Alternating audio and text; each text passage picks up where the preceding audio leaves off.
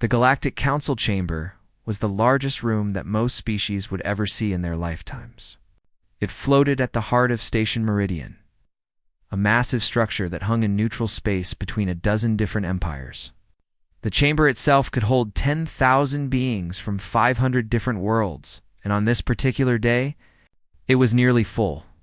Ambassador Catherine Cole stood at the human delegation's podium, her hands folded neatly in front of her.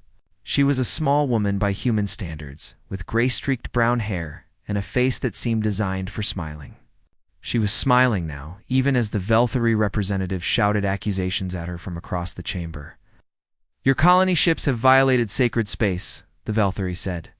His name was difficult for humans to pronounce. A collection of clicks and whistles that translated roughly to Voice of the Ancestors.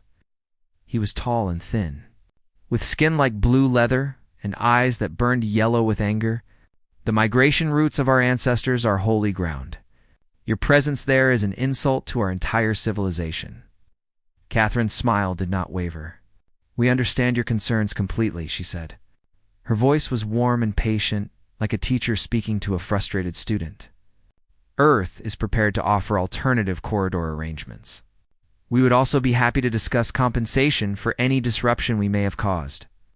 In the observation gallery above the main chamber, a four-eyed creature named Tethvon watched the exchange with growing confusion. Tethvon was a Marani, a species known throughout the galaxy for their dedication to recording history. He had been assigned to study humanity 30 cycles ago, and in all that time, he had never managed to understand them. The Velthari migration routes had been abandoned for over 600 years. Everyone knew this. The Velthari themselves had admitted it in council records. Yet here was humanity, apologizing for using empty space that no one had visited in centuries. "They are weak," said a voice beside him. Tethvan turned two of his eyes toward the speaker. It was High Speaker Zorvath of the Kathrani Dominion, a massive reptilian creature covered in dark green scales. The Kathrani were one of the oldest military powers in the galaxy, and they had never bothered to hide their contempt for younger species. Perhaps Tethvan said carefully, "The Kathrani were not beings you disagreed with openly." "There is no perhaps," Zorvath said. His voice was a low rumble, like stones grinding together. "Watch them. They bow to every demand. They smile through every insult. In 300 cycles of Kathrani history, we have never encountered a species so eager to show their belly."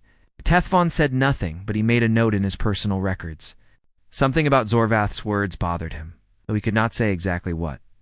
Down in the chamber, Catherine Cole was still speaking. "We value our relationship with the Velthari people," she said. "Earth has always believed that cooperation and mutual respect are the foundations of a lasting peace. If our presence in the migration corridors has caused offense, we are willing to withdraw immediately." The Velthari representative made a sound of satisfaction. "You will also pay a penalty for the offense already committed, of course. We will have our financial representatives contact yours to arrange appropriate compensation." Tethvan watched Catherine's face carefully. Her smile never changed, but for just a moment, something flickered in her eyes. It was there and gone so quickly that Tethvan almost convinced himself he had imagined it. Behind Catherine, a young human male stood at attention. His name was Daniel Perry, and he served as Catherine's aide. He was tall and broad-shouldered, with short dark hair and a face that seemed just as pleasant as his superiors. But Tethvan noticed something odd about Daniel Perry. The young man's eyes kept moving to the Kathrani delegation, and there was something in his gaze that did not match his friendly expression. Tethvan had seen that look before. He had seen it in the eyes of prey animals in the moment before they realized. They were not prey at all. The session continued for another 2 hours. Humanity agreed to 3 more compromises with 3 different species. They apologized for a trade dispute that had clearly been the other party's fault. They offered to reduce their patrol presence in a border zone that was legally their territory. They smiled and nodded and made concession after concession. When the session finally ended, Tethvan made his way down to the main floor. He wanted to speak with the human delegation, to ask questions that had been building for 30 cycles. But before he could reach them, he found his path blocked by Zorvath. "You waste your time with the humans," the High Speaker said. "They have nothing to teach us." "I am a historian," Tethvan replied. "All species have something to teach us."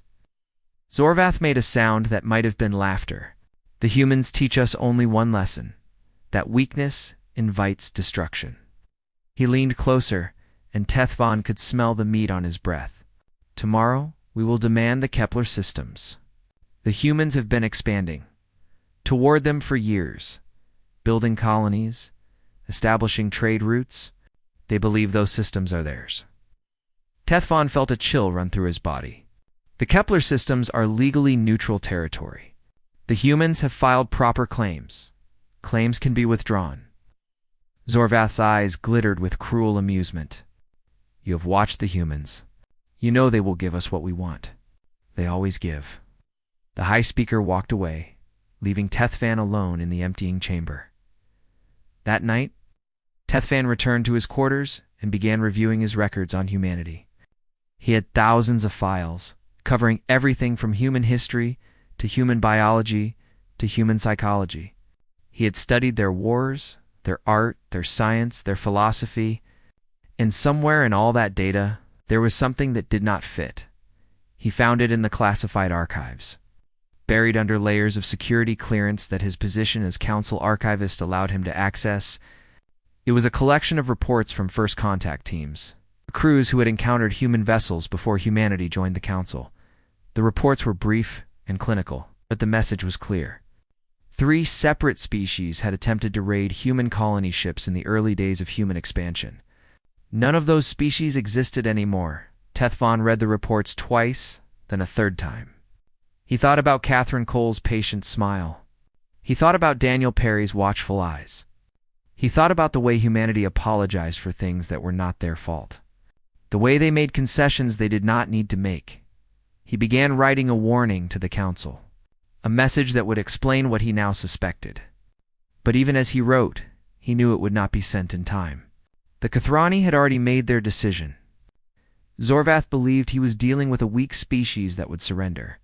Rather than fight, Tethvan was beginning to suspect that the High Speaker was about to make the worst mistake in Kathrani history. He saved his warning anyway, hoping someone would read it before it was too late. Then he went to his sleeping chamber, though he knew he would not sleep. Tomorrow was going to change everything. The emergency alarm woke Tethvan from a restless sleep. He had been dreaming of fire, of ships burning in the void, of screaming voices cut suddenly silent. When the alarm pulled him back to reality, he realized the dreams had been a warning. He dressed quickly and made his way to the council chamber. The corridors of Station Meridian were crowded with beings from 100 different worlds, all moving in the same direction. Their voices created a wall of noise, a mixture of languages and sounds that his translator struggled to process. But one word came through clearly, repeated over and over in dozens of tongues. Humans. The council chamber was already full when Tethvan reached the observation gallery. He had to push past several larger beings to find a spot near the railing. But what he saw when he looked down made the effort worthwhile. Catherine Cole stood at the human podium. She was dressed in the same formal attire she always wore, her hair neatly arranged, her posture straight and professional. But her face was different. The patient smile was gone. Her expression was completely blank, like a mask that had been wiped clean of all emotion. Beside her stood a human male that Tethvan had never seen before. He wore a uniform of dark blue and silver, covered in medals and insignia that marked him as military. His name, Tethvan would later learn, was Admiral Victor Reyes. He was the commander of Earth's 7th Fleet, and his presence in the council chamber was unprecedented. "What is the meaning of this?" demanded the council moderator. She was a Cillian, an ancient being whose body was made of living crystal. Her voice chimed like bells when she spoke, usually soft and melodic. Now it rang harsh and sharp. "Military personnel are not permitted in council sessions." "This is a violation of protocol," Catherine Cole spoke, and her voice was nothing like it had been the day before. There was no warmth in it, no patience, no gentle diplomacy. It was flat and cold, like metal. 40 minutes ago," she said, the Kathrani Dominion launched an attack on the human colony of New Pittsburgh. They used plasma bombardment on civilian population centers. Initial reports indicate 17,000 dead. The number is still rising. The chamber erupted in noise. Tethfan gripped the railing of the observation gallery, his four eyes fixed on the scene below. He had known something was coming, had tried to warn anyone who would listen, but he had not expected this. The Kathrani had not. Demanded the Kepler systems. They had simply attacked. When the noise finally died down, Tethfan heard laughter. High Speaker Zorvath stood at the Kathrani podium, and he was laughing. The sound was deep and rumbling, filled with cruel amusement. Around him, his delegation wore expressions of smug satisfaction. The vermin colony was in Kathrani space, Zorvath said. His voice carried easily through the chamber, and he made no effort to hide his contempt. We warned humanity repeatedly that their expansion would not be tolerated. They chose to ignore those warnings. They believed their pretty words and soft smiles would protect them. He stepped away from his podium and began walking toward the human delegation. His massive body moved with the confidence of a predator who had never known fear. Consider New Pittsburgh a lesson, Zorvath continued. A demonstration of what happens to species who forget their place. You are not equals here, humans. You are children, playing at diplomacy while your betters watch with amusement. He stopped just a few meters from Catherine Cole. He towered over her, his bulk casting a shadow that swallowed her completely. We will continue, Zorvath said. Every human world outside your birth system will burn. We will hunt your colony ships through the void. We will reduce your species to the single planet where you belong, and you will spend the rest of your existence thanking us for our mercy. He leaned down, bringing his face close to Catherine's. His breath washed over her, hot and foul. Lest he said, "You wish to apologize. Perhaps, if you beg prettily enough, we will be satisfied with only New Pittsburgh." Catherine Cole looked up at the High Speaker. She was silent for a long moment. Tethfan found himself holding his breath. Then she raised her hand. The gesture was small, almost casual. Just a slight lifting of her palm, fingers spread. It should have meant nothing. But something changed in the chamber when she made it. The air itself seemed to shift, as if the walls of reality had suddenly moved closer. Admiral Reyes, Catherine said. Her voice had not changed, still flat and cold. What is the status of the 7th Fleet?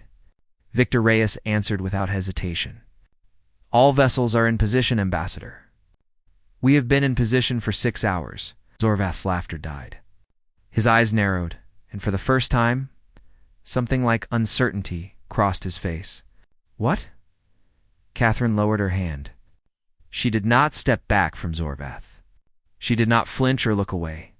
She simply stood there, small and still, looking up at the massive creature who had just threatened to destroy her species. High Speaker, she said, I would like to inform the Council of a change in human diplomatic policy.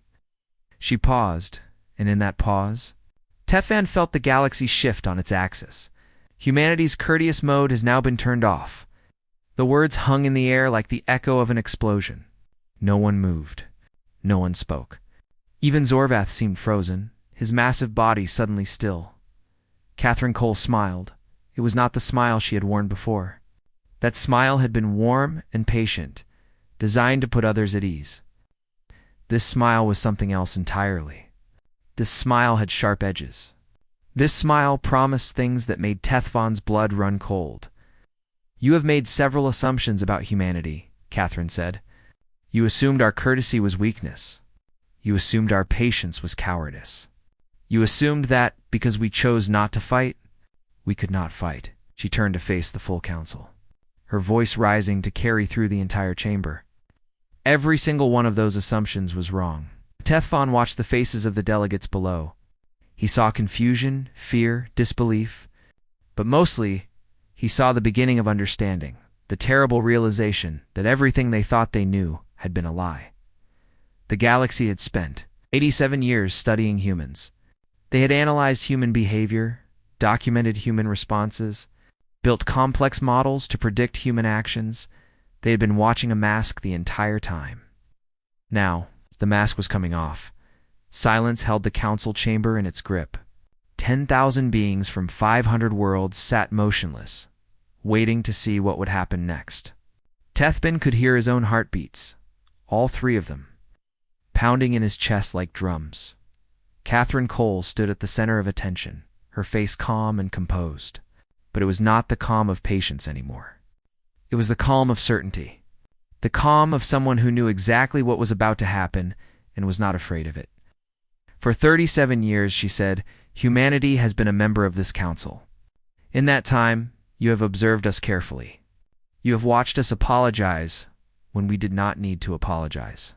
You have watched us compromise when the law was on our side. You have watched us smile through insults and retreat from confrontations we could have won. She touched a control on her podium, and the massive display screen at the center of the chamber flickered to life. A star map appeared, showing the territory surrounding Earth and its colonies. Red dots marked human settlements. Blue dots marked military installations. Then more blue dots appeared, and more and more. Tefon watched the map fill with blue markers until human space looked like an ocean of light. He heard gasps from the delegates below, heard voices rising in shock and disbelief. The Kathrani delegation had gone completely still, their scales pale with sudden fear. Earth maintains 14 deep space fleets, Catherine said. The Council was aware of 3. The additional 11 have been operating in classified sectors, conducting exercises, maintaining readiness. She paused. We believed in peace. We hoped for peace. But we never trusted peace to protect us. She touched another control, and the display zoomed in on Kathrani space. A ring of blue markers surrounded it completely. The 7th Fleet, Catherine continued, currently holds position around the Kathrani Dominion. 412 combat vessels, enough firepower to glass every planet in your territory within a single rotation. Yes. Zorvath found his voice at last. This is a bluff, he said. But his voice was not steady anymore. The confidence had cracked. You cannot have hidden this many ships. Our intelligence services would have detected them. Your intelligence services did detect them, Catherine replied.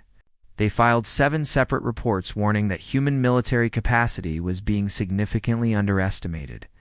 Those reports were dismissed by your leadership as paranoid speculation.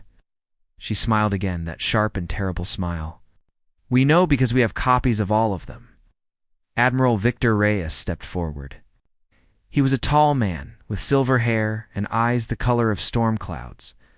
When he spoke, his voice was conversational, almost bored. For the record, he said, I would like to confirm our current targeting status. We have firing solutions on every Kathrani military installation, every shipyard, every defense platform, every population center. It paused. Total time to complete full planetary bombardment of the Kathrani homeworld, 16 minutes. We have run the simulations. They are very thorough. The Kathrani delegation erupted in panicked shouting. Other delegations joined them, demanding explanations, screaming accusations. The council moderator tried to restore order, her crystalline voice chiming desperately, but no one was listening. Catherine waited. Eventually, the noise subsided. Fear has a way of silencing even the loudest voices, and there was a great deal of fear in the chamber now. You might be wondering, Catherine said, why humanity chose to appear weak, why we smiled through every insult, why we made concessions we did not need to make. She looked around the chamber, meeting the eyes of delegates from dozens of different species. The answer is simple. We were being polite. She let that word hang in the air. Politeness, she continued, is a choice. It is a gift that you give to others, a way of showing respect and building trust. Humanity chose to be polite because we genuinely wanted peace. We genuinely wanted cooperation. We genuinely believed that if we treated others with kindness, they would eventually respond in kind. Her gaze found Zorvath. You have taught us that we were wrong. The High Speaker opened his mouth to speak, but Catherine cut him off with a gesture. 17,000 people died on New Pittsburgh, she said. 17,000 men, women, children, who were going about their ordinary lives when your ships appeared in their sky.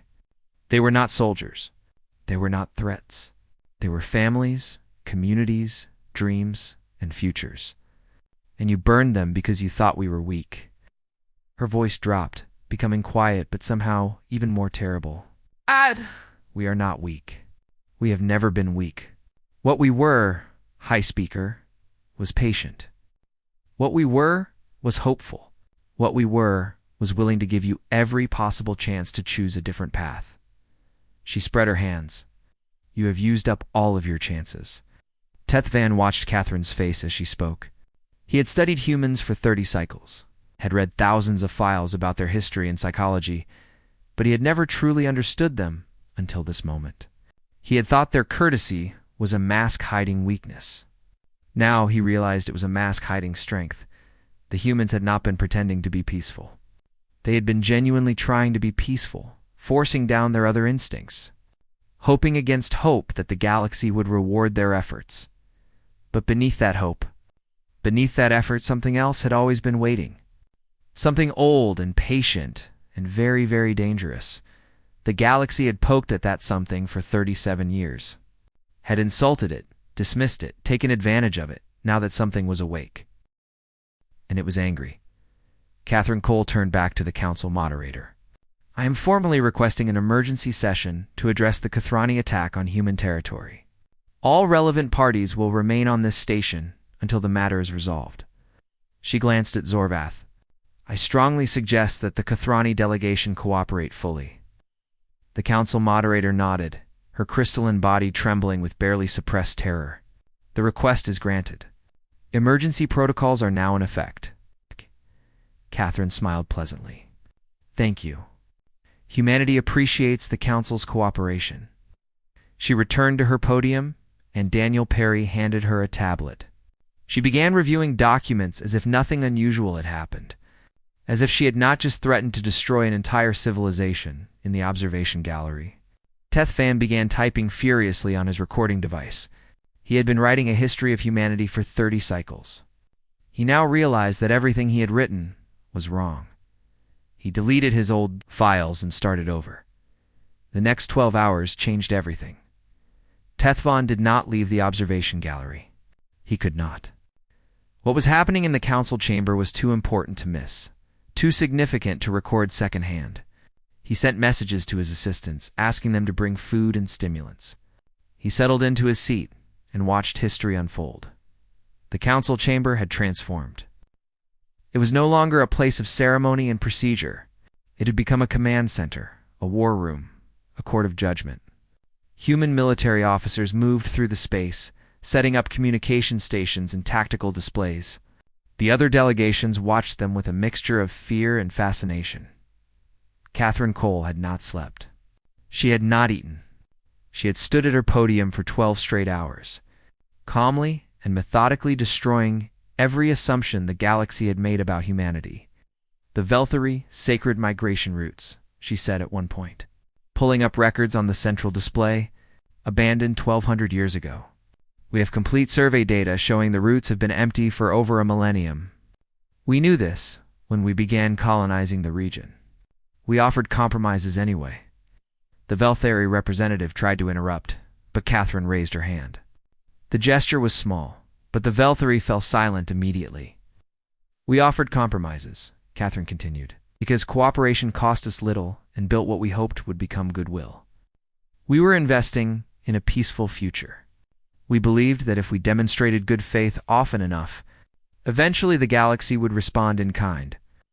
She looked directly at the Velthari representative. That investment has not paid off. She moved on to the next topic without waiting for a response. The Cillian trade disputes. The Marani border tensions. The 17 separate incidents where council species had tested human patience through minor aggressions and territorial challenges. Catherine had files on all of them. Dates, locations, outcomes, analyses. She laid them out one by one, showing the council exactly how humanity had been treated and exactly how humanity had responded. We documented everything, she said. We measured the contempt you showed us. We watched you convince yourselves that our kindness was a sign of inferiority. She paused, letting her words sink in. You were wrong.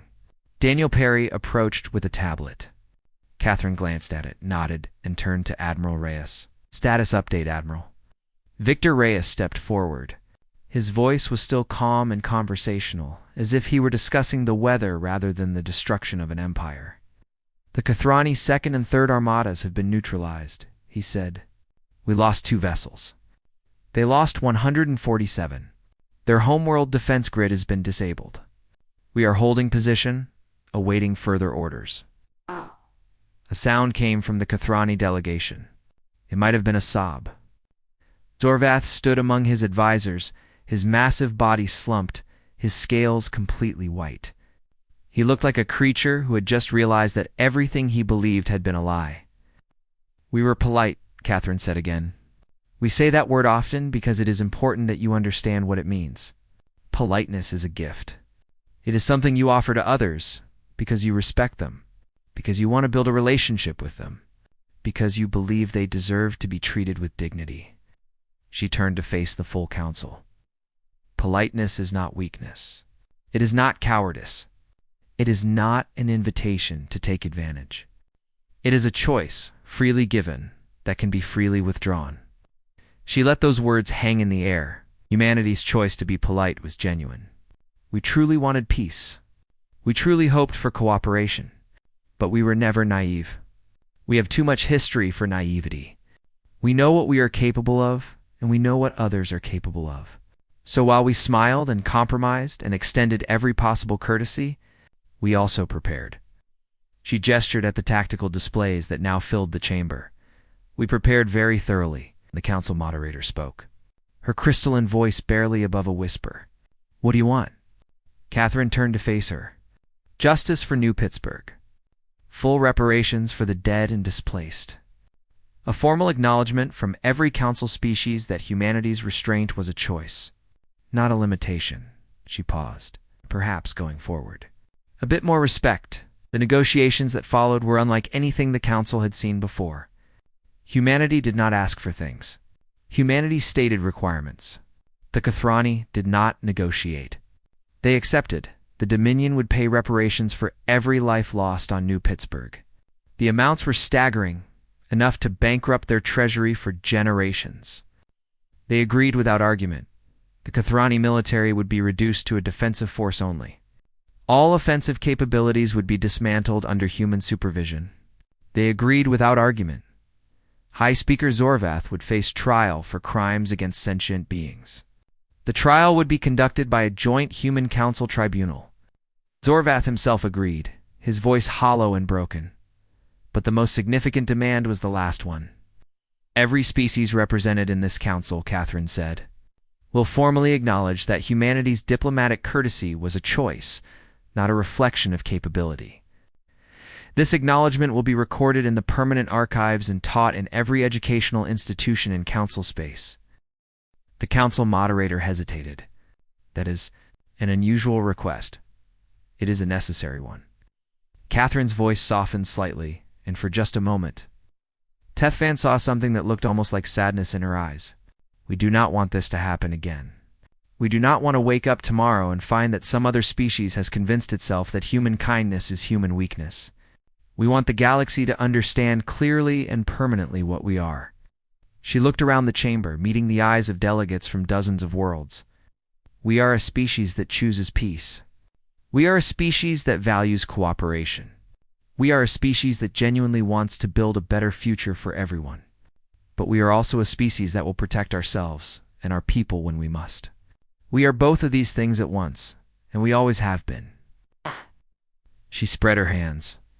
"The galaxy has seen our courtesy. Now it has seen what lies beneath. We hope that going forward, you will remember both." The acknowledgement was drafted that night. Every delegation signed it. Even the Velthari. Even the Morani. Even the species that had never directly wronged humanity, but had watched others do so without objection. They signed because they understood now. They had thought they knew what humanity was. They had been completely wrong, and none of them wanted to find out what would happen if they made that mistake. Again, 1 month passed. The galaxy settled into a new shape, one that would have been unrecognizable just 30 days before. Treaties were rewritten. Alliances were restructured. Old assumptions crumbled. New understandings rose to take their place. Tethfon published his revised analysis of humanity during the third week. He had worked on it constantly since the day Catherine Cole had turned off humanity's courteous mode, pouring 30 cycles of research into a document that tried to explain what he had witnessed. The analysis became the most accessed file in Council archives within hours of its release. Every species wanted to understand what had happened. Every species wanted to know how they had gotten humanity so wrong. The Kathrani Dominion barely existed anymore. Their military had been dismantled, their fleets reduced to patrol craft and defensive platforms. Zorvath had been executed by his own people before the Joint Tribunal could even convene. The Kathrani blamed him for everything, for the attack on New Pittsburgh, the destruction that followed, for leading them into a war they could never have won. It was easier to blame one person than to accept that their entire civilization had made the same mistake. The 17,000 dead of New Pittsburgh were memorialized in a monument visible from orbit. Human ships had carried the materials from Earth itself, stone quarried from the mountains of their homeworld, shaped and carved by their finest artisans. The monument was simple but powerful, a ring of pillars surrounding a central flame that would burn forever, fueled by the energy of the star around which New Pittsburgh orbited. But the greatest changes were harder to see. Council species no longer interrupted human diplomats. Trade negotiations that once dragged on for months concluded in days. When humanity made requests, they were taken seriously. Not because the galaxy had suddenly developed appreciation for human culture or values. Most species still found humans confusing and vaguely unsettling. But everyone now understood what lay beneath the courtesy. And no one wanted to test it again. Near the end of the month, Tethfan secured an interview with Catherine Cole. She was returning to Earth soon. Her work on Station Meridian complete, and he did not know when he might have another chance to speak with her. They met in a small cafe on the station's civilian level, drinking beverages that neither of them truly enjoyed. "I have to ask," Tethfon said, leaning forward across the table. "Was any of it real? The patience, the kindness, the willingness to compromise?" Catherine considered the question. She looked tired, Tethfan realized. Not triumphant, as he had expected. Not satisfied with humanity's victory. Just tired and perhaps a little sad. "All of it was real," she said finally. "That is what makes it so tragic." She wrapped her hands around her cup, staring down at the liquid inside. "We genuinely wanted to be the people we appeared to be. We genuinely hoped the galaxy would reward good faith with good faith. When we smiled through insults, we were truly trying to be patient. When we made concessions we did not need to make, we were truly trying to build trust." She sighed. "We wanted peace to work. We really did. But you prepared for the alternative. We always prepare for the alternative." Catherine looked up, meeting his 4 eyes with her too. "That is the curse of being human, I suppose. We carry our history with us everywhere we go. We know what we are capable of because we have done it to each other. The wars, the atrocities, the countless ways we have found to hurt one another."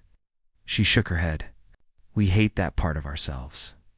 We truly do. But we cannot pretend it does not exist." Tethfon thought about that for a moment. "So when you joined the council, ... We made a decision," Catherine said. "We would try to be better. We would extend courtesy and patience and good faith, even when it was not returned. We would give the galaxy every possible chance to prove that our worst fears were unfounded. And then New Pittsburgh happened." Catherine's face tightened. "And then New Pittsburgh happened." She was silent for a long moment. 17,000 people. Families, children. Gone in an instant. Because a powerful species convinced itself that our kindness was weakness, she set down her cup. We did not want this archivist. We did not want to reveal what we had hidden. We did not want to show the galaxy the teeth behind our smile. But when you threaten our people, when you murder our innocence, when you make it clear that our courtesy will only be rewarded with more violence, ... She spread her hands. "What choice do we have?" Tethfan recorded her words carefully. He knew they would be added to the archives, would become part of the permanent record of human history. He wanted to get them exactly right. "And now?" he asked.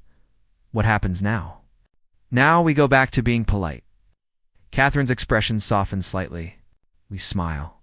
We compromise when we can. We extend courtesy to those who have not earned it. That is who we want to be. That is who we will continue trying to be.